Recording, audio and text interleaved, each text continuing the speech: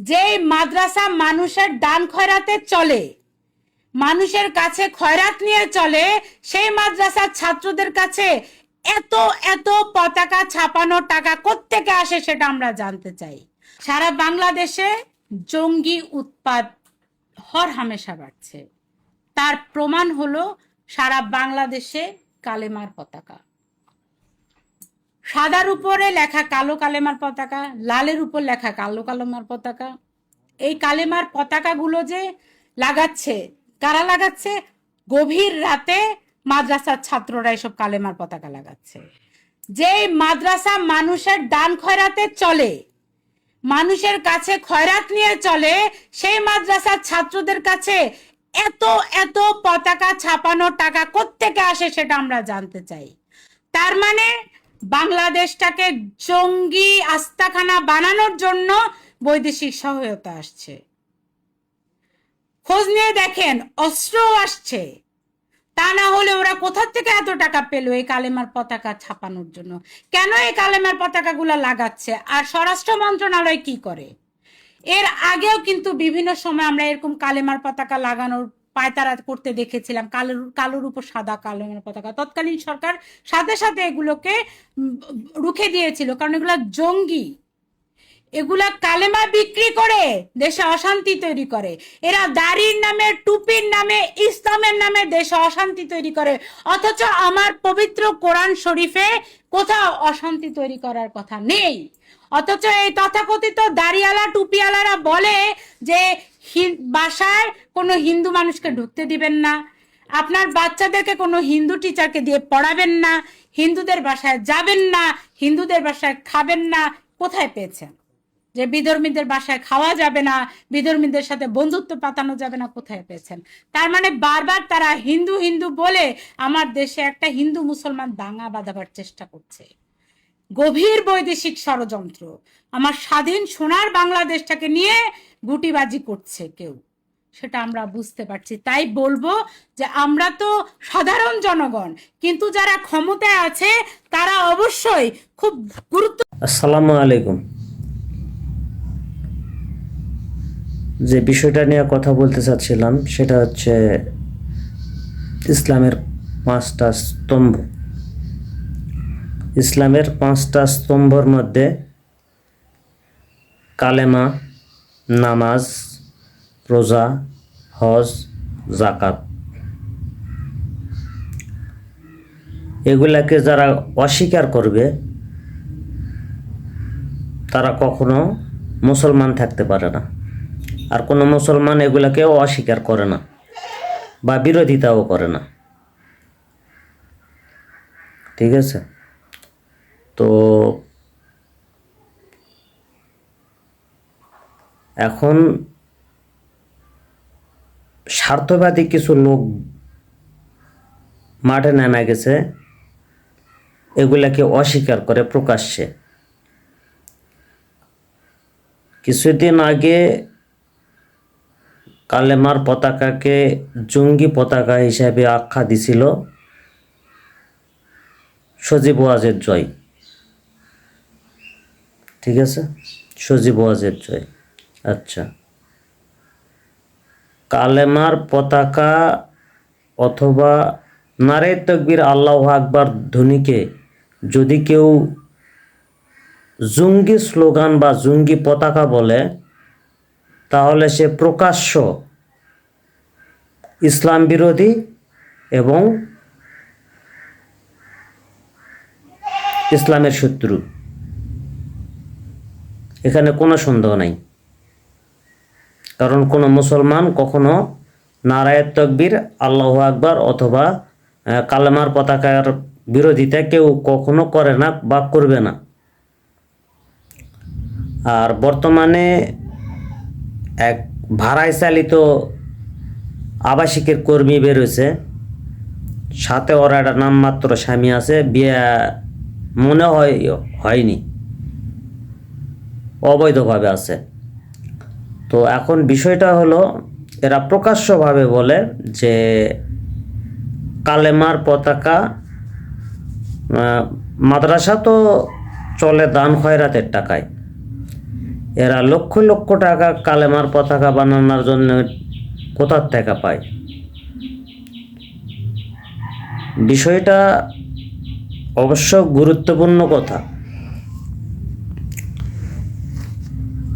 এখন বিষয় হলো যে আল্লাহর দিন প্রতিষ্ঠা করার জন্যে বা আল্লাহর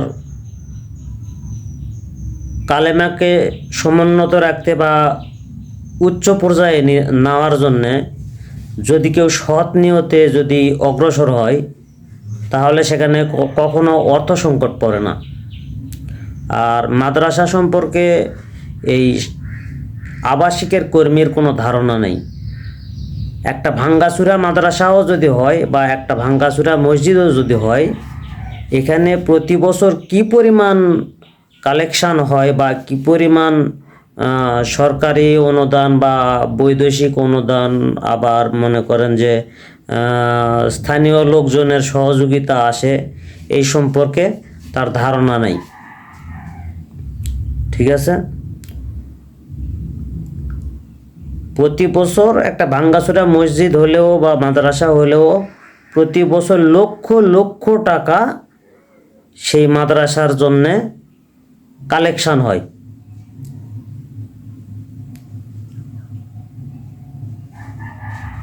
এটা তার জানা নাই।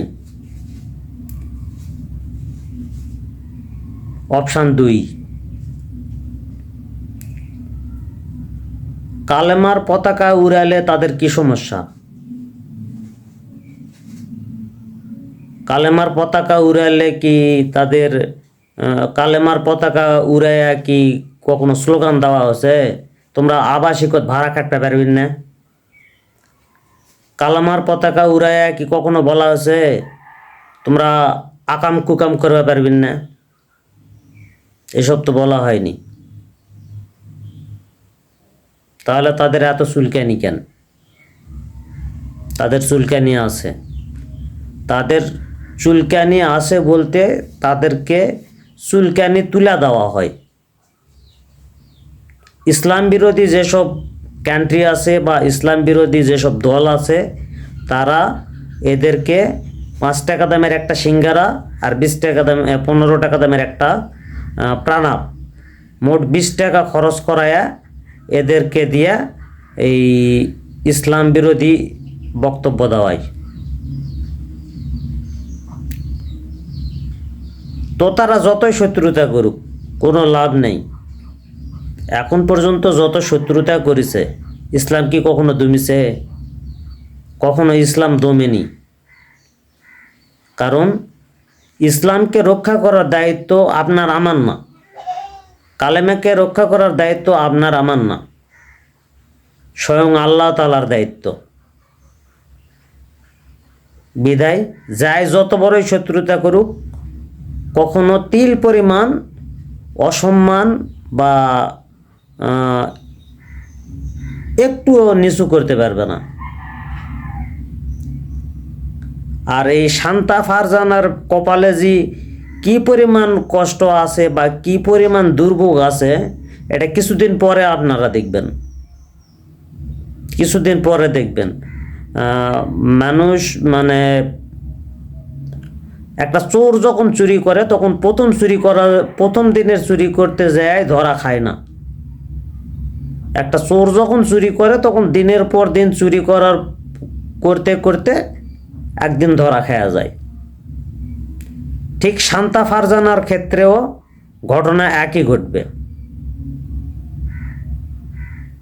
এই যে এতদিন ধরে খুব লাপালো, ইসলামের বিরোধিতা করে খুব লাপালো, এক মুসলিম যুবক কাঁচা গরম করে দিছে। ঠিক আছে, এতে চরম একটা উত্তেজনা বিরাজ করিচ্ছে। তারপরে কিছুদিন পরে দেখবেন যে এর অবস্থা আরো করুণ খারাপ।